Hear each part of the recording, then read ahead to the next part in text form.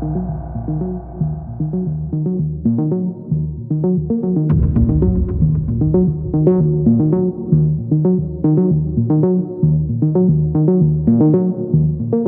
una serie de personas que no tienen nivel económico ni ingresos suficientes como para justificar que eran titulares de unas embarcaciones de alto nivel.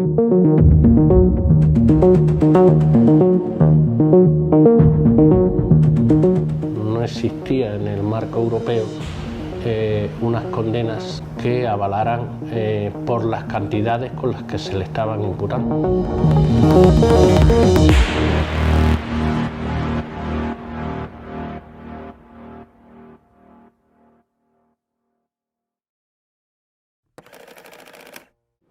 Bueno, pues aquello fue una actuación de vigilancia aduanera, en donde se comienza con un cruce informático de datos, en donde se ve claramente que hay una serie de personas que no tienen nivel económico ni ingresos suficientes como para justificar que eran titulares de unas embarcaciones de alto nivel y de alto precio. Eso ya es suficiente para entender, en principio, era suficiente para entender que había un blanqueo. El blanqueo es un delito que está tipificado en el Código Penal, artículo 301 y siguiente, y ha ido evolucionando, ha ido modificándose su redacción a lo largo del tiempo. En aquella época, creo que estamos hablando del año 2002, 2001 o 2002, estaba la redacción original del Código Penal de 1995. Claro, para que fuera delito tipificado en el Código Penal un blanqueo, porque un blanqueo en principio es una infracción administrativa, tiene que estar relacionado, en aquella época se decía, con un delito grave. Y si ese delito grave era tráfico de drogas, pues había una agravante específica. Y en un principio pues son intervenidas un número, yo creo que recuerda, unas 400 embarcaciones de esas características, que no eran propias ni para la pesca ni para... Y se produce esa intervención, que es importante, y se incoan unas diligencias previas, pero hasta tanto no se practican las diligencias necesarias para llegar a la conclusión de que ese supuesto blanqueo tenía su origen en un delito grave, o normalmente serían en narcotráfico, aunque ya en aquella época empezaban también el delito contra los derechos de los ciudadanos extranjeros. Hasta ese momento no había infracción penal. ¿Te vas? Son narcos. Son narcos, son traficantes. A la orilla, mira, verá, aquí se tenía que meter ahora y la Guardia Civil no lo coge. Dios. La Guardia Civil, la que hace una labor importante de investigación para vincular, y después nosotros en las pruebas pues teníamos que construir una prueba que se llama de presunciones, en donde a través de indicios se podían vincular, por ejemplo, la trayectoria de la propia embarcación, las vicisitudes que había podido sufrir esa embarcación concreta en cuanto a que podía haber sido intervenida anteriormente por una operación de tráfico de drogas, los antecedentes de las personas que iban en esa embarcación, los que la conducían o la manejaban, etcétera, etcétera.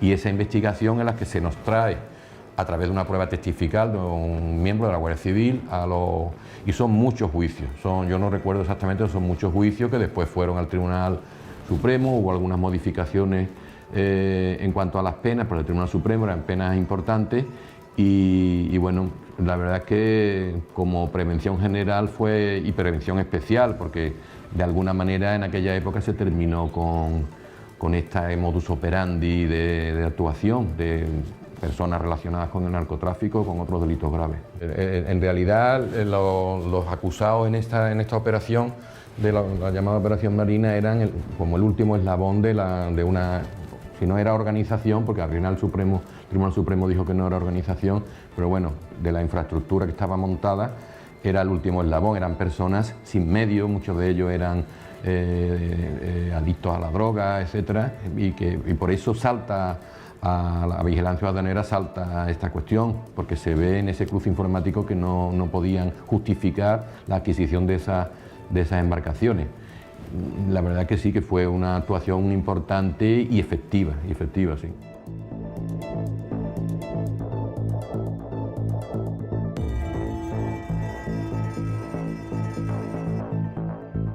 Igual que ahora ocurre con el delito de inmigración clandestina contra los derechos ciudadanos extranjeros, que tanto Ceuta como Melilla, quizás Algeciras, somos quizás las audiencias provinciales o las secciones de la audiencia que más casos llevamos de este tipo. Ocurrió en aquella época, hasta el punto de que sí, que pusimos muchas sentencias y mucho trabajo, porque en realidad cada juicio era diferente, cada uno de los acusados pues exponía sus argumentos de defensa que había que darle una respuesta, y en algún caso hubo alguna absolutoria, pero normalmente la verdad es que eran las pruebas bastante claras y bueno, hubo muchas sentencias.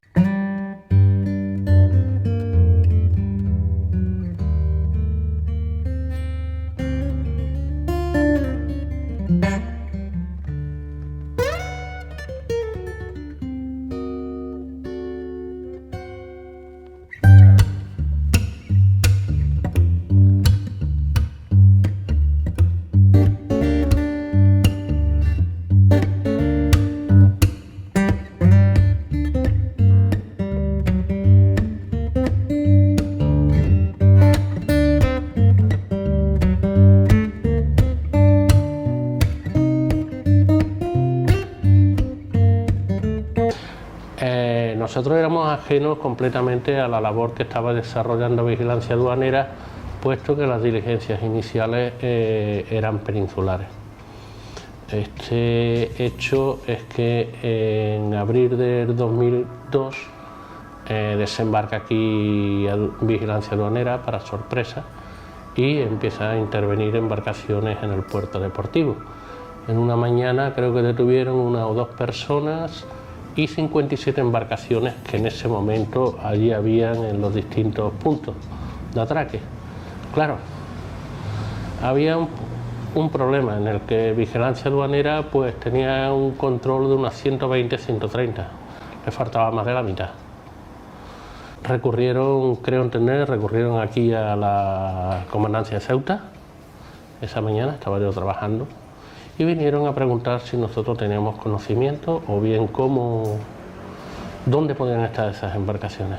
Claro, gracias a ese control que la Guardia Civil llevaba tan estricto, conocíamos garajes, conocíamos todo, todas las infraestructuras, todos los movimientos de estas personas, y se le ofreció a Vigilancia Aduanera el facilitarle los distintos garajes donde las embarcaciones estaban guardadas, los puntos de incidencia y control, y de ahí un par de días nos dedicamos a lo que es registros y demás, y creo que fueron en total unas 70 o 70 y algo embarcaciones, motos de agua, motores, todoterrenos, los que se intervinieron aparte de la primera instancia del CAS.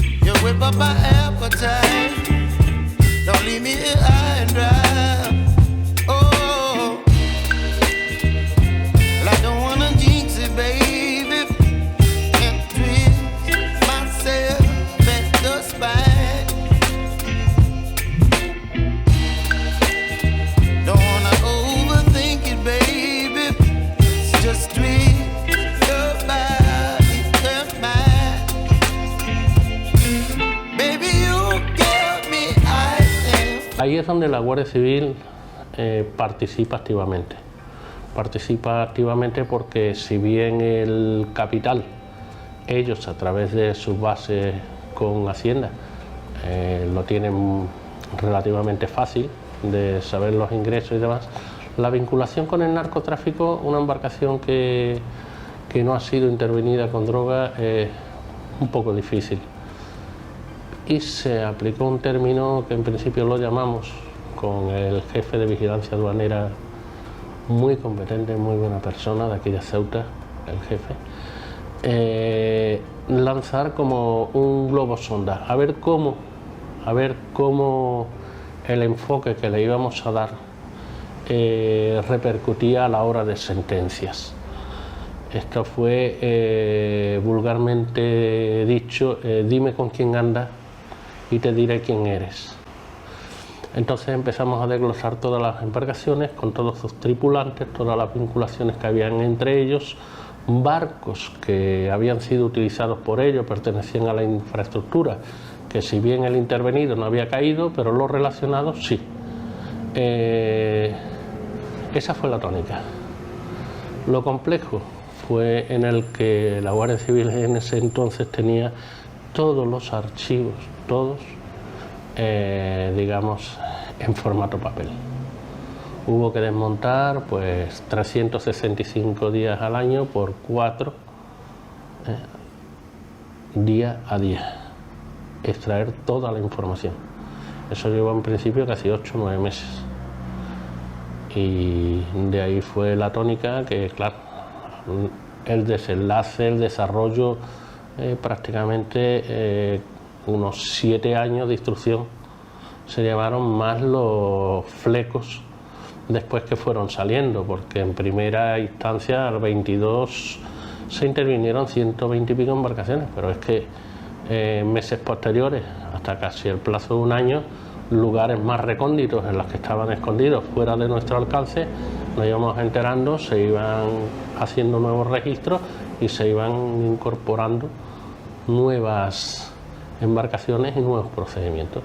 En este caso es mayor la importancia, puesto que a nivel de jurisprudencia no existía en el marco europeo unas condenas con sentencias firmes del Supremo que avalaran por las cantidades con las que se le estaban imputando. Porque había personas que sí, podían tener medio millón de euros, pero había otras en las que se juzgaban por 60.000, por 40.000, por 90.000, que no son unas cantidades tan relevantes a la hora de decir como hoy en día, ¿no?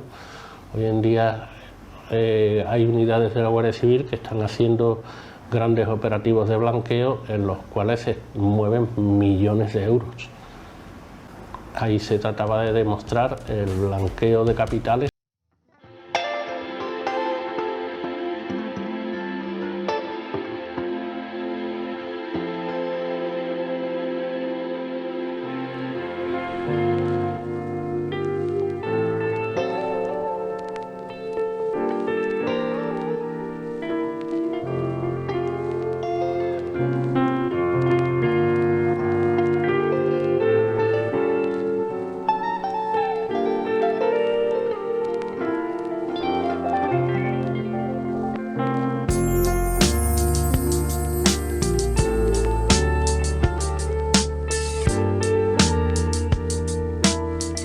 De infraestructuras. La facilidad que se tiene en la península de coger estupefacientes, de grandes alijos y demás, en Ceuta es prácticamente impensable. Prácticamente impensable, es algún doble fondo, alguna cosa por el estilo, pero Ceuta en aquellos entonces era una base que se dedicaba solamente a facilitar embarcaciones y tripulaciones. Entonces en infraestructura era muy poderosa. Hay que ver el volumen de embarcaciones que estaban aquí afincadas. En el momento que estas personas sabían que el hecho de tener un barco era motivo de intervención y puesta a disposición judicial, aquí se radicó. Se radicó, empresas dedicadas al sector náutico cerraron. Las grandes empresas de venta de vehículos también cayeron en picado. Es decir, hubo un impacto bastante grande, no solo a nivel de seguridad ciudadana, sino a través también de movimientos de capital. Esta labor se fue perfeccionando, dése cuenta de que Vigilancia Aduanera seguramente habría hecho mucho más blanqueos de capitales, puesto que tienen las herramientas legales para acceder a ellos muy prontas, ¿no? Pero para al menos la Guardia Civil en Ceuta, esto de hacer una vinculación con el narcotráfico, creo que a nivel nacional o así me dicen compañeros que vienen hoy en día de las distintas unidades, que vienen haciendo blanqueos de capitales, eso fue pionero. Fue pionero y sí, la verdad es una satisfacción muy grande, aunque fue tediosa. Se cuenta que 3 días o casi 4 días a la semana, 5 juicios, es decir, una labor en la que llegaba a las 10 de la mañana a la audiencia y me daban las 3 de la tarde, todos los juicios eran para mí, digamos, en cuestión de testigos, ¿no? Así fue casi 5 años, sí.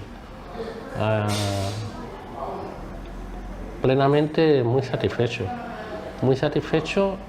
sobre todo, y desde aquí darle las gracias a todos mis compañeros de las patrullas que hicieron una labor encomiable para que pudiéramos tener esa información, ¿no? Vigilancia Aduanera,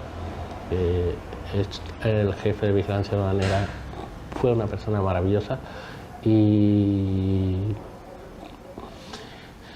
el magistrado juez de la Audiencia Provincial, Tesón, para mí una persona maravillosa, muy íntegra, con la cual no es que tenga amistad, pero tengo un reconocimiento pleno con él.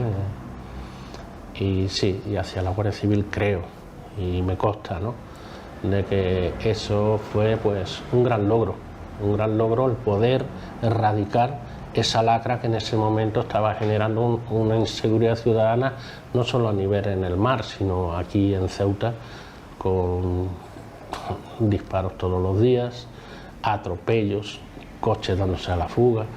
Eso prácticamente se erradicó, yo creo que